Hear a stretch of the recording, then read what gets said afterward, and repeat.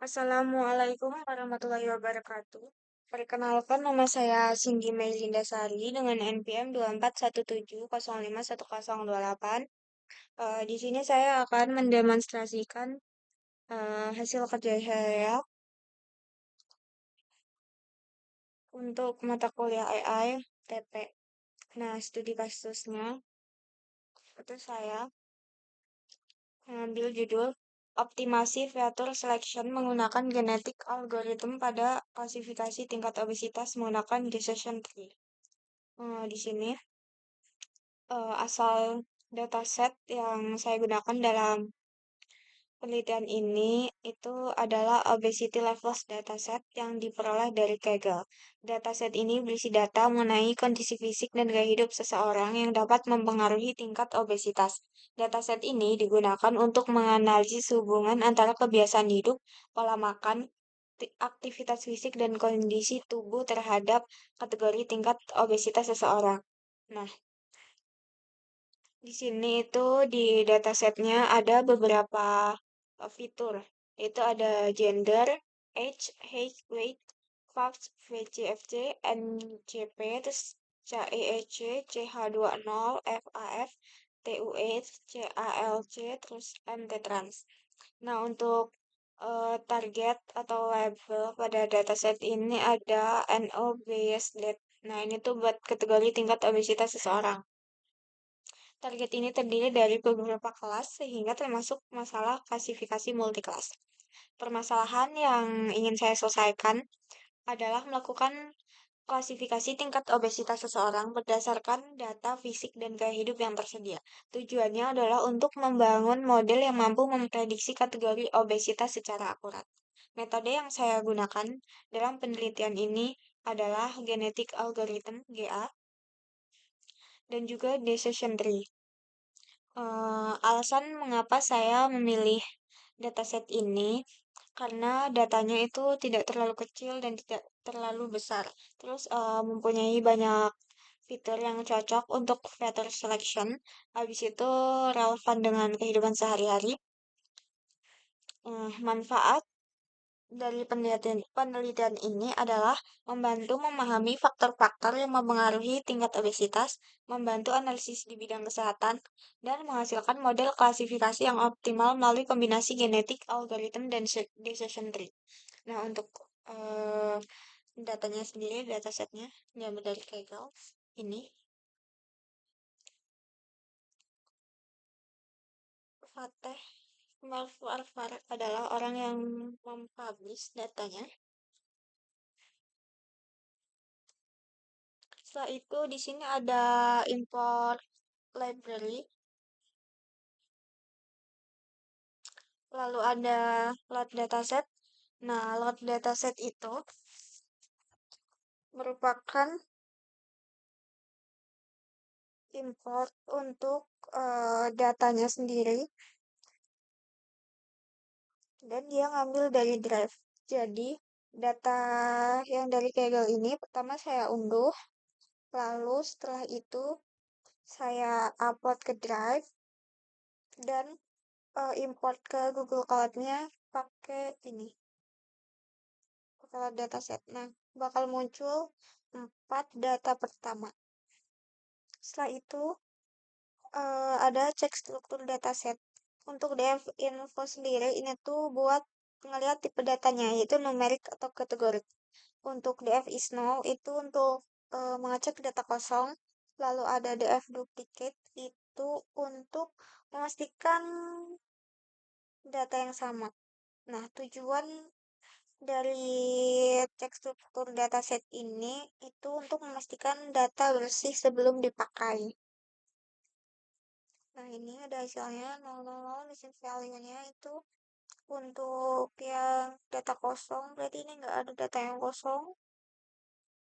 Terus habis itu ada ke ini, nomor kategori nih, foto atau objek nih.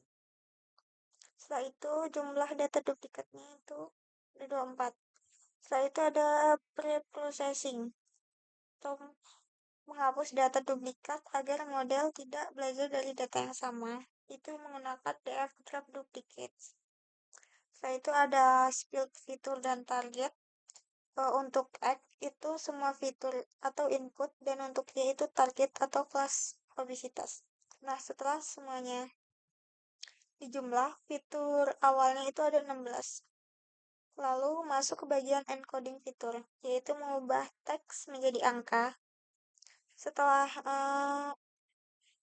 kita ubah yang teks menjadi angka, itu jumlah fiturnya bertambah menjadi 23. Oh ya, ini tuh dia contohnya ini.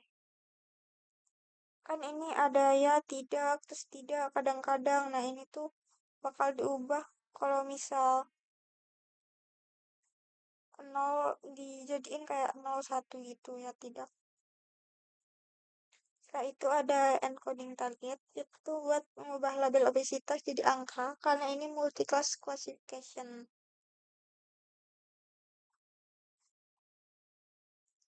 Nah, setelah itu ada normalisasi, ini tuh buat nyamain skala datanya. Setelah itu ada spilled data train dan test. Nah, untuk data trainnya sendiri itu ada 80%, terus habis itu data testnya itu 20%, terus stratify itu tuh biar distribusi kelasnya seimbang. Habis itu ada parameter genetik algorithm atau mengatur cara kerja GA. Ini pakai input random, terus outline set. Ini sebenarnya bisa diubah, disesuaikan aja berapa ininya. Habis itu ada fungsi genetik algorithm. Nah, di sini yang pertama ada create individual. Ini tuh buat ngebuat kromosom. Setelah itu ada fitness. Ini tuh buat kayak yang lebih baik, lebih buruk gitu pokoknya nilainya. Habis itu ada selection. Itu buat memilih parent. Habis itu ada crossover buat menggabungkan gen. Habis itu ada mutation itu buat mengubah gen. Terus habis itu kita run GA-nya ini. Nah, ada gen 1 sampai gen 20. Nah, base akurasinya ini rata-rata tuh dia 84%. Ada beberapa yang 83%. Nah, di sini ada hasil fitur terbaik. Kita cari hasil fitur terbaiknya. Nah, base akurasinya ada 0,84 sekian. Jumlah fitur awal 23. Terus fitur terpilihnya yang terbaik itu ada height, weight, PCFC, terus ada NCP, terus CH2O, TUE, terus 5C yes, SCC yes, smoke yes, terus CAC no, terus entrance motorbike untuk model finalnya. Habis itu evaluasi buat pengecekan. Nah, di evaluasi ini ada precision, terus ada recall, terus ada F1 score, terus ada support, terus ada akurasi, macro F, with F. Ini untuk visualisasi genetik algoritmnya kayak gini. Habis itu di sini ada visualisasi tree-nya. Nah, untuk kesimpulan, berdasarkan hasil percobaan yang telah dilakukan menggunakan genetic algorithm atau GA sebagai metode feature selection terbukti mampu meningkatkan performa model decision tree dalam melakukan klasifikasi tingkat obesitas. Model yang dibangun menghasilkan nilai evaluasi yang cukup baik dengan akurasi sebesar 0,8421. Terus dan precisionnya sebesar 0,8509 dan recallnya sebesar 0,8421 dan F1 score sebesar 0,8399. Hal ini menunjukkan bahwa model mampu melakukan klasifikasi dengan tingkat ketepatan yang cukup tinggi pada sebagian besar kelas. Nah, ini ya, tadi ya, di sini, di evaluasinya ini. Nah, ini.